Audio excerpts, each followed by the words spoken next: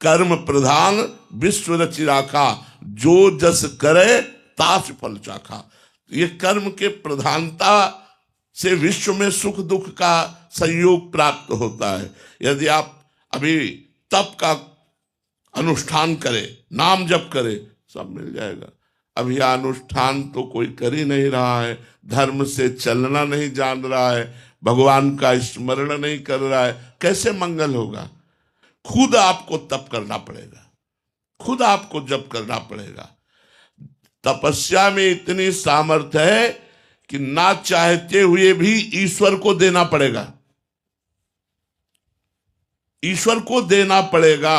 हिरण्यकश्यप ने घोर तपस्या की, भगवान ब्रह्मा जी प्रकट हुए, उसने कहा मुझे अमरत्व दीजिए, उनका अमरत्व नहीं दे सकते। बोले मुझे चाहिए, बोले अमरत्व नहीं दे सकते तुम्हें। तो बोले फिर ये वरदान दो, मैं दिन में न मरूं, मैं रात में न मरूं, मैं तुम्हारी बनाई हुई सृष्टि की किसी व्यक्ति वस्तु अस्त्र शस्त्र किसी से न मरूं, बाहर न मरूं, भीतर न मरूं, ऊपर न मरूं, नीचे न मरूं। उसको जितना समझ में आया सब मांग लिया, अमरत्व की परिभाषा केवल बदल दी, ब्रह्मा जी को देना पड़ा तथास्तु। क्यों देना पड़ा? क्योंकि उसके पास तप है। अब उसने जो आतंक मचाया तो भगवान ने ऐसा रूप धारण किया, न नर न सिंह, नरसिंह, न दिन न रात, संध्या, न बाहर न भीतर, डेहरी में फाड़ के फेंक दिया भगवान ने। तो तप में इतनी बड़ी ताकत है कि ना चाहते हुए भी भगवान को देना पड़ेगा। अब हम लोग तपस्या परायण है नहीं, हम लोग भजन परायण है नहीं, हम लोग सत्य के मार्ग में चल नहीं रहे, मनमानी आचरण कर रहे और चाहते हैं उत्तम फल, तो कैसे प्राप्त हो जाएगा? ड्रामेबाजी पाखंडबाजी से उत्तम पद की प्राप्ति नहीं होती। सत्य का अनुष्ठान करने, ड्रामा थोड़े दिन चल सकता है भैया, थोड़े दिन, लेकिन पूर्ण आपको सुख नहीं प्रदान कर सकता। पूर्ण सुख भगवान की शुद्ध शरणागति में ही है, भगवान के भजन में ही है। अब जैसे भगवान ब्रह्मा जी ने करदम जी को आदेश किया, जाओ सृष्टि रचना करो, तो सृष्टि रचना के लिए स्त्री चाहिए। तब उन्होंने अपने योग्य स्त्री प्राप्त करने के लिए 10,000 वर्ष तक तपस्या की। तब आदि सम्राट महाराज मनु की साक्षात दिव्य देवी स्वरूपा जो देहूति जी प्राप्त हुई, जिनसे भगवान कपिल देव जी का अवतार हुआ। तो ये बात तो हम मान सकते हैं कि आप जैसे 18-20 वर्ष के हैं, अब ब्याह के लिए अनुष्ठान करें तो इस बार तो तुम्हें नहीं मिलेगा, लेकिन अगली बार तुम्हें बहुत जोर की व्यवस्था मिलेगी, बहुत जोर का आपको साथी मिलेगा। लेकिन भजन करके जो प्राप्त होगा अमोघ प्राप्त होगा। श्री विद्यारण्य सरस्वती नाम के एक महापुरुष हुए, तो वो जब थोड़ा सा होश में आए तो उनका यज्ञोपवीत संस्कार हुआ। तो उनके माता पिता बहुत गरीब थे, तो उन्होंने गायत्री जी का अनुष्ठान किया। 24 लाख मंत्र जप का एक पुरस्चरण होता है। 24 लाख मंत्र जप किए कि माता गायत्री प्रकट हो और मुझे धन दे, मैं अपने परिवार को सुख प्रदान करूं। एक पुरस्चरण किया, नहीं प्रकट हुए। 2 पुरस्चरण किया, 3 पुरस्चरण, माता पिता पधार गए, उन्होंने पुरस्चरण बंद नहीं किया। 23 पुरस्चरण 24-24 लाख के किए, ऊब गए और हार करके सन्यास ले लिया। बहुत बड़े सन्यासी हुए हैं, जो विद्वान पुरुष हैं वो जानते हैं इस बात को। विद्यारण्य सरस्वती जी महाराज जो ही सन्यास लिया से ही वेद माता गायत्री स्वयं प्रकट हो गई और कहा वरम ब्रूहि, तुम वरदान मांगो। तो उनका, अरे माता, जिनके लिए हमने अनुष्ठान किया था वो तो पधार गए माता पिता अनुष्ठान करते करते, तब क्यों नहीं आई? अब क्यों आई जब न माता है न पिता और न मैं कोई भोग भोग सकता हूं, क्योंकि मैं सन्यासी हो गया हूं। तो उनका, बेटा तुम्हारे 24 ऐसे महाअपराध थे, जो 23 अपराध तो अनुष्ठान करने से नष्ट हो गए और एक अपराध सन्यास लेने से नष्ट हो गया। अब तुम कहो तो इंद्र का पद भी मैं तुम्हें प्रदान कर दूं। तुम कहो तो देवराज इंद्र का वैभव तुम्हें। उन्होंने कहा अब हम सन्यासी, अब हमें देवराज इंद्र का वैभव नहीं, अब हमारे ऊपर कृपा करो कि मैं संसार के राग से रहित होकर ब्रह्म स्वरूप में लीन हो जाऊं, अपने आत्म स्वरूप में लीन हो। बहुत बड़े सन्यासी, दिव्य सन्यासी हुए।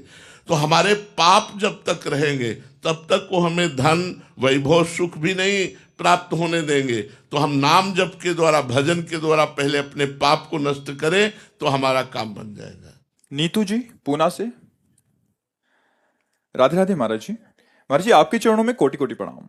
महाराज जी पिछले कुछ महीनों से यूट्यूब के माध्यम से आपसे जुड़ी हुई हूँ। आपके सत्संग में सुना है कि भगवान कहते हैं कि इंद्रियों में मन मैं हूँ। इसका महाराज जी क्या तात्पर्य है, कृपया करके विस्तार से समझाने का। मन के दो स्वरूप हैं।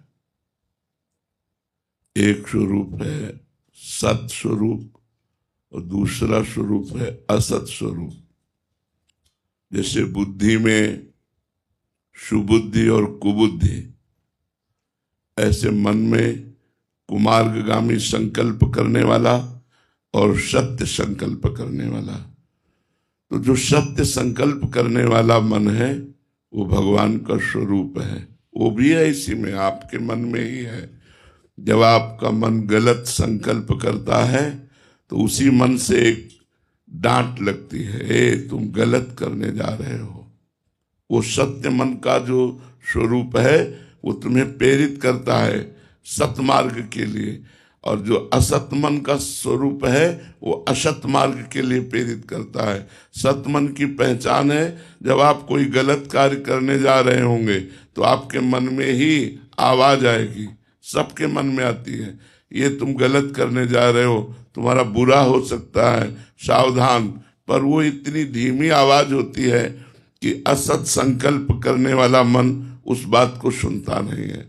अब हमारा मनुष्य जन्म हुआ है, हमारा कर्तव्य है कि हम सत संकल्प करने वाले मन को सहयोग दें और असत संकल्प करने वाले मन की बात ना सुने, उसके कथनानुसार ना चलें। तो धीरे धीरे जब हमारा पूरा मन सत्य बन जाएगा तो हम भगवत स्वरूप हो जाएंगे।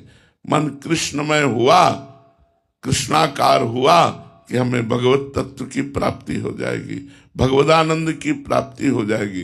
भगवदानंद का तात्पर्य है जहां किंचन मात्र दुख नहीं, चिंता नहीं, शोक नहीं, भय नहीं, मृत्यु नहीं, वो भगवदानंद है।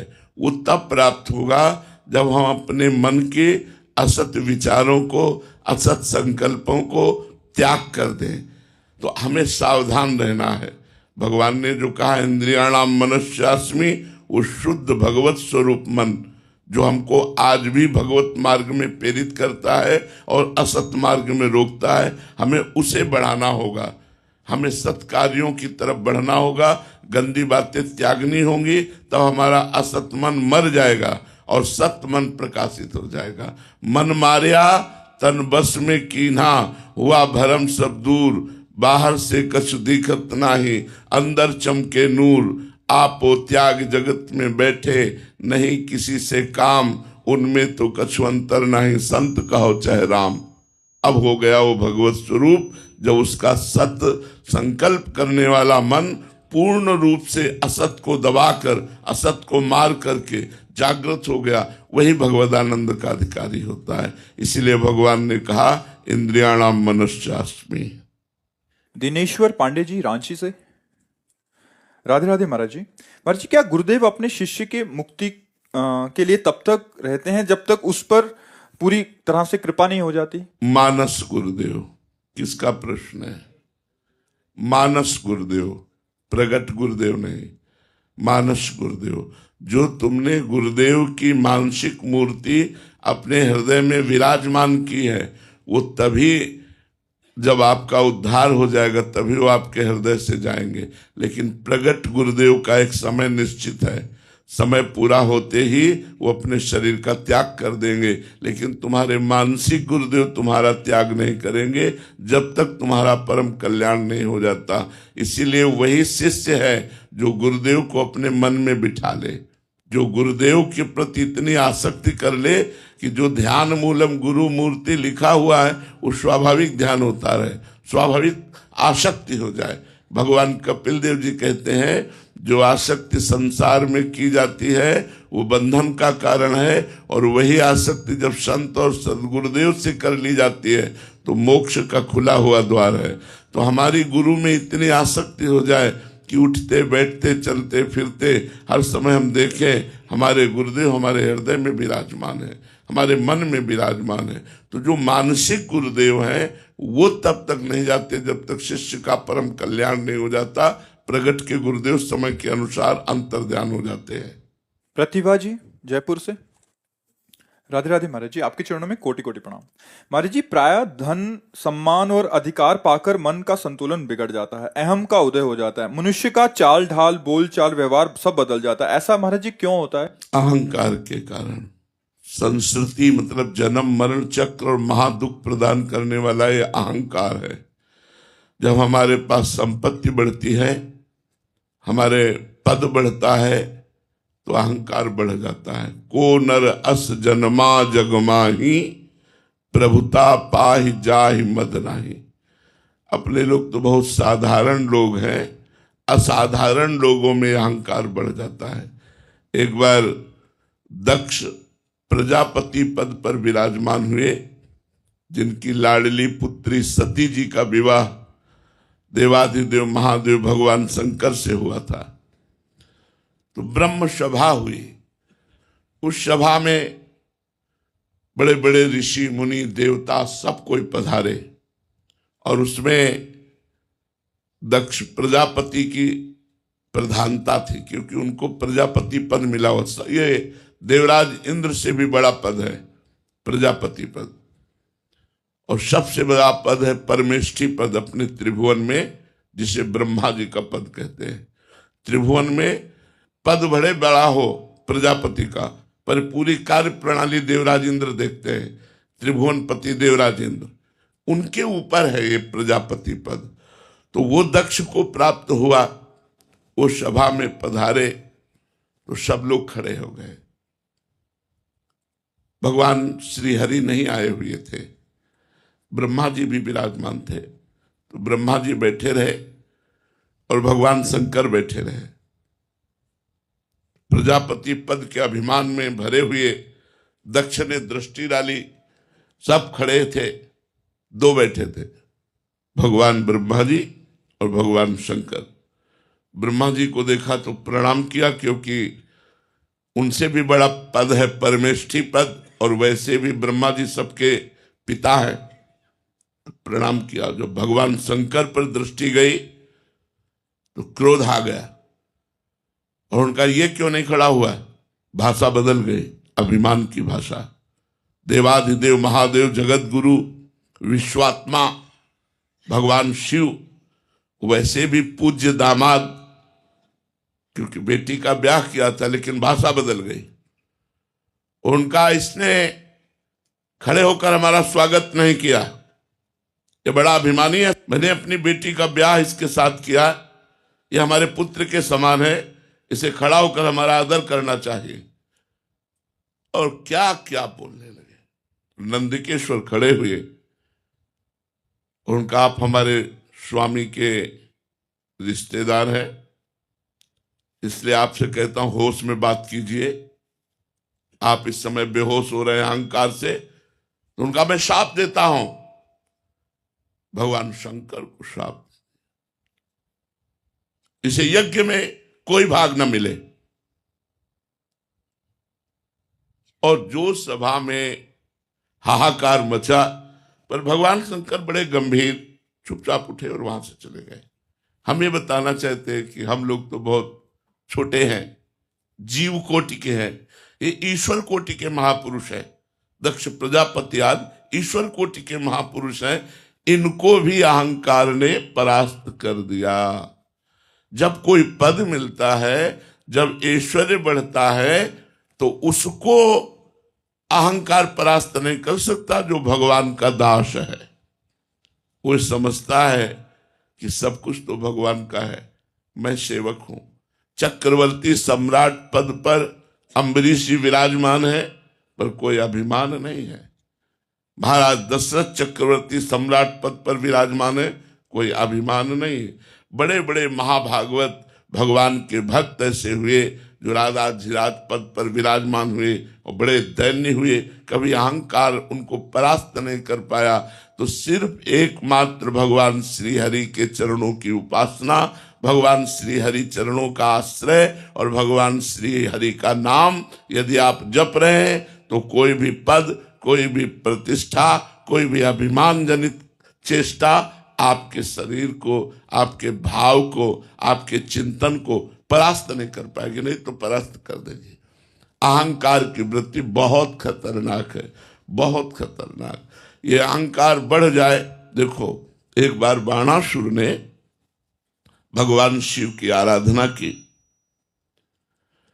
और भगवान शिव आशुतोष क्षण में प्रसन्न हो जाने वाले।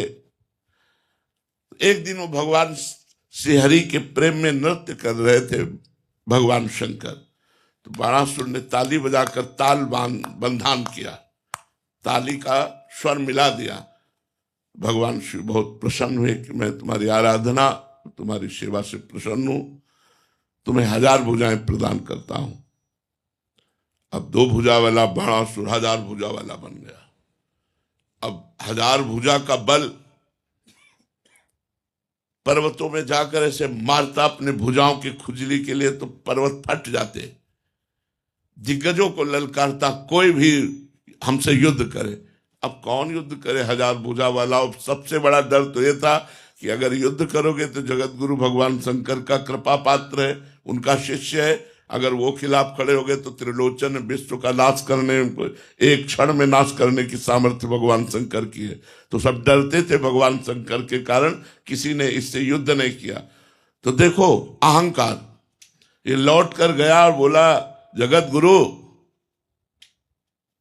भगवान शंकर ने देखा कि इस समय भाषा बदल गई इसकी बोले गुरु, इस समय हमारी भुजाओं में खुजली हो रही, कोई मिटाने वाला जगत में नहीं है, आओ।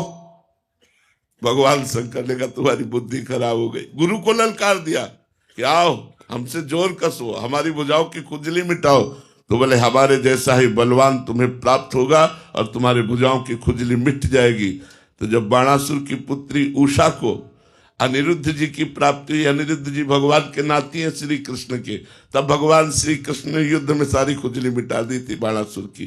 तो ये बड़े बड़े उच्च कोटि के महापुरुषों में भी अहंकार जागृत हो जाता है जब पद, बल, प्रतिष्ठा, धन संपत्ति आदि प्राप्त होती।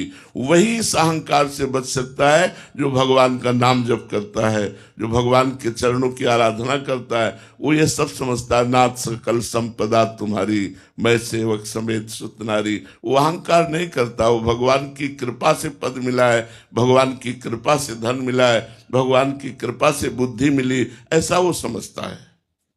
नीरज शुक्ला जी, राधे राधे महाराज जी। गुरुदेव भगवान काम, क्रोध, लोभ, मोह, मद, मत्सर, इन 6 विकारों के आवेगों से कैसे बचें महाराज जी? उत्तम और सरल उपाय बताएं। नाम, जितना हमारे अंदर नाम बल होता है उतना ही हम विकार को सह सकते हैं। जैसे जब तुम बलवान के चाटा मारोगे उसके फर्क नहीं पड़ेगा, लेकिन बलवान चाटा मारेगा तो तुम्हें फर्क पड़ जाएगा।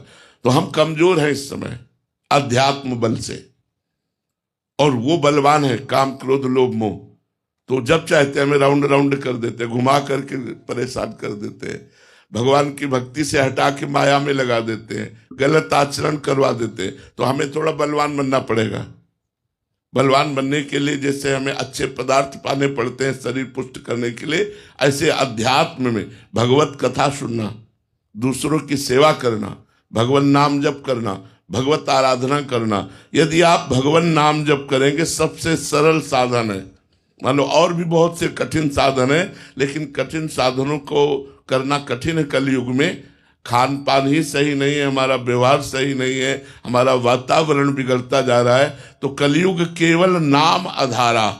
अगर नाम का आप जप करोगे भगवान के, तो निश्चित ऐसा बल प्राप्त होगा कि आपके अंदर की जो विकृति है, काम, क्रोध, लोभ, मोह, मद, मत्सर, ये सब नष्ट हो जाएंगे। नाम जप में बहुत बड़ी सामर्थ्य है। यदि दैन्य होकर भगवान का नाम जप करो, कोई भी नाम जप करो, राम, कृष्ण, हरि, शिव, जो आपको नाम प्रिय हो, उसी नाम से आप देख लेना।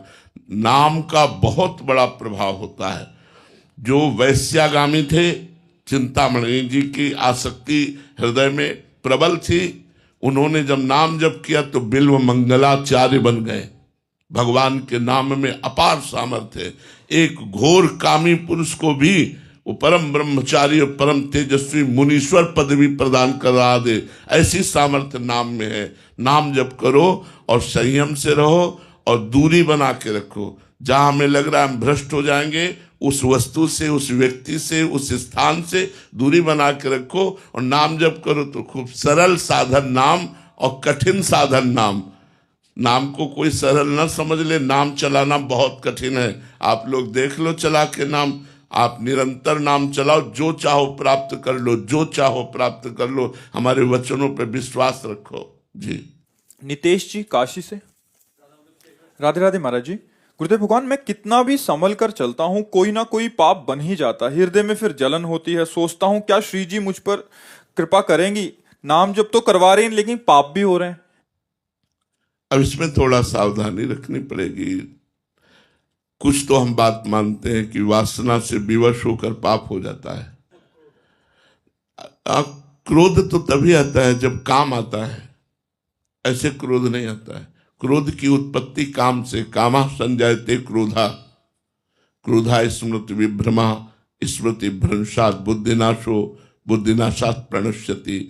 तो जब हम कामना करते हैं कि जैसे ये व्यक्ति हमारे सामने जो है ये हमारे लिए ऐसा आचरण करे, ऐसा बोले, और जब वो ऐसा नहीं बोलेगा तो हमें क्रोध आ जाएगा। क्रोध का मूल काम है कामना, कामना से ही क्रोध का प्रादुर्भाव होता है। तो हम दूसरों से सुख प्राप्त करने की जो चाह करते हैं वही क्रोध पैदा करता है। और अगर हम दूसरों के अनुकूल होने की चेष्टा करें तो हमारी भक्ति बन जाए। सब में भगवान विराजमान है। उमादे राम चरण रत विगत काम मद को, निज प्रभु में देखें जगत कैसन करें विरोध। जब हम सब में भगवान को देखने लगे और उनके अनुकूल व्यवहार हम करें, उनसे अपनी अनुकूलता ना चाहें, तो संपूर्ण क्रोध पर हम बस प्राप्त कर सकते हैं, वशीभूत कर सकते हैं क्रोध को। लेकिन क्रोध हमें वशीभूत नहीं कर पाएगा, क्योंकि हम इनसे अनुकूलता चाहते ही नहीं। हम इनको अनुकूलता देना चाहते हैं तो हमें क्रोध आएगा नहीं। और जब हम इनसे अनुकूलता चाहते हैं तब हमें क्रोध आता है कि हम तुम्हारी इतनी सेवा करते हैं। अगर हमें यही है कि मेरे प्रभु हैं सब में विराजमान और मैं इनके अनुकूल रहूं, तो क्रोध आने की वृत्ति भी आएगी तो शांत हो जाएगी। एक ही उपाय है, जहां क्रोध आने लगे मौन हो जाओ, दांती पीस लो कि बोलूंगा नहीं, और नाम जप करने लगो और उसको मन से प्रणाम करो जिसके प्रति क्रोध आता है। तो धीरे धीरे क्रोध का शमन हो जाएगा, धीरे धीरे क्रोध शांत हो जाएगा। अगर बोलना शुरू किया तो क्रोध का स्वरूप बिगाड़ देगा, फिर गुस्सा आ जाएगी, गलत बोलना शुरू हो जाए, क्रोध बढ़ जाए तो मारपीट भी हो जाती, हिंसा भी हो जाती। क्रोध बहुत पाप का मूल है, इसलिए इसको शांत करना चाहिए। काम, क्रोध, लोभ, ये 3 नरक के द्वार हैं और इनका मूल है अहंकार। अशोक रोहानी जी। राधे राधे महाराज जी। महाराज जी, आप कह रहे हैं कि आप विधायक हैं, बट ये कह रहे हैं कि राजनीतिक सामाजिक जीवन में कार्य करते हुए ईश्वर की प्राप्ति की जा सकती है। हाँ, बिल्कुल की जा सकती है। जैसे आप भगवान के द्वारा प्रदत्त विधायक पद दिए हैं तो हजारों लोगों को सुख पहुंचा सकते हैं। यदि आप हजारों लोगों की सुख सुविधा जो सरकार से प्राप्त होती है उसको ईमानदारी से समाज तक पहुंचा पाए और भगवान की सेवा माने, क्योंकि सृष्टि रूप में भगवान ही है।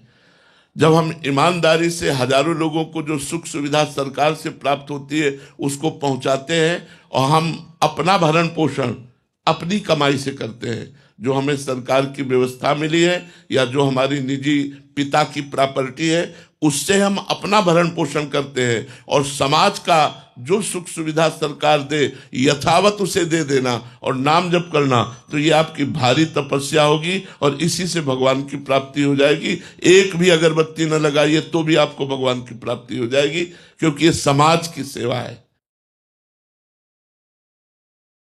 महाराज जी, आप कह रहे हैं कि मन विचलित हो जाता है पर कई बार, क्योंकि हम समाज की सेवा करके समाज से वाहवाही चाहेंगे तो हमारे मन को दुख हो जाएगा। हम नेकी कर दरिया में डाल वाले सिद्धांत में चले कि हमने समाज को देखो, समाज का स्वरूप ऐसा है, आप सच्चाई से सब लोग समझ लीजिए। हम अध्यात्म की धरा से कह रहे हैं कि आप प्राणपण से हजारों को सुख पहुंचाइए, लेकिन उस 1000 में 10 ऐसे होंगे जो आपको गाली देंगे, जो आपकी निंदा करेंगे, वो आपको सहना पड़ेगा। यद्यपि आपने ईमानदारी से समाज सुख के लिए हर व्यवस्था की है, अब इतनी बड़ी समाज है और 10 ऐसे निकले आएंगे समाज में जो आपकी निंदा करेंगे, आपका विरोध करेंगे, उनकी भी सेवा करने पर अब आपको यही सहना पड़ेगा। अगर सह गए तो महात्माओं को जो गति प्राप्त होती वही गति प्राप्त होगी। गृहस्थ धर्म में जो भी पद अधिकार मिलता है, उस पद अधिकार को भगवान की सेवा मान ली जाए